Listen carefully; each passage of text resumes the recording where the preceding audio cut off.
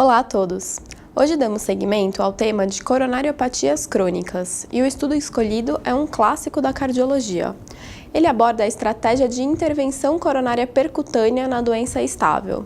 Vimos seu uso nas síndromes coronárias agudas, demonstrando redução de desfechos cardiovasculares.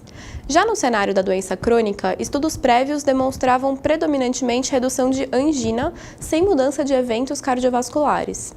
Visando a avaliação comparativa a longo prazo, foi desenhado o estudo CORAGE. Foi um estudo publicado em 2007 no New England Journal e visou avaliar se o tratamento clínico otimizado, associado à intervenção percutânea, era superior à terapia medicamentosa isolada na redução de morte e infarto em pacientes com doença coronária estável. Foram incluídos pacientes que tinham obstrução de pelo menos 70% em pelo menos uma coronária proximal, com isquemia comprovada por provas funcionais, ou lesão de pelo menos 80% em pacientes com angina.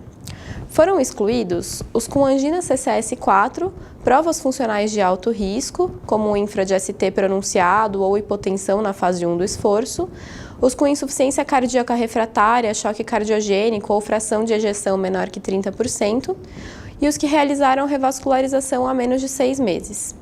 Foi um ensaio clínico randomizado, prospectivo, não cego, realizado em 50 centros dos Estados Unidos e Canadá, com segmento médio de 4,6 anos. Incluiu 2.287 pacientes, que foram divididos para receber angioplastia e terapia medicamentosa otimizada ou terapia medicamentosa exclusiva. Aproveito para dizer que durante a maior parte do estudo, os stents farmacológicos estavam sob aprovação e mais de 97% dos pacientes recebeu stents convencionais. A maioria dos pacientes era do sexo masculino, quase 40% tinha histórico de infarto prévio, média de fração de ejeção ventricular de 60%, 30% eram uniarteriais e 30% triarteriais, cerca de 35% tinha acometimento de DA proximal. O objetivo primário do estudo foi avaliar o desfecho composto de morte e infarto não fatal, e não foi encontrada diferença significativa entre os grupos.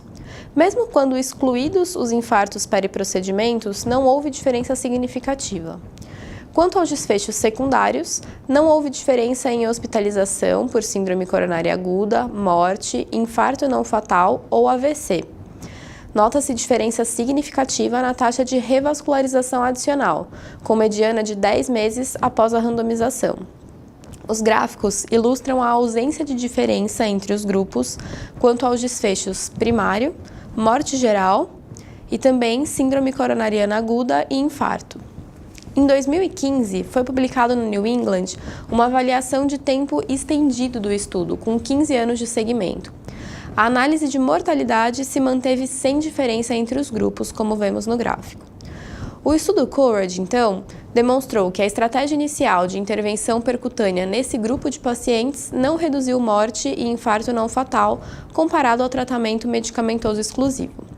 É preciso considerar que a maior parte dos pacientes do estudo não apresentava fatores de pior prognóstico. A grande maioria apresentava fração de ejeção preservada e pacientes com teste funcional de alto risco haviam sido excluídos, inferindo uma anatomia menos grave.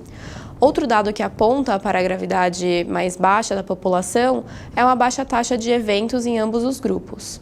É importante notar também que houve uma necessidade considerável de revascularização no segmento dos pacientes que permaneceram em tratamento clínico, cerca de 32%, o que pode ter contribuído para que não houvesse diferença de mortalidade. E isso reforça que uma estratégia inicial de tratamento medicamentoso exclusivo parece ser segura nesse perfil de pacientes, mas é fundamental o acompanhamento clínico, pois grande parte dos pacientes vai precisar de intervenção ao longo do tempo. É isso, até mais!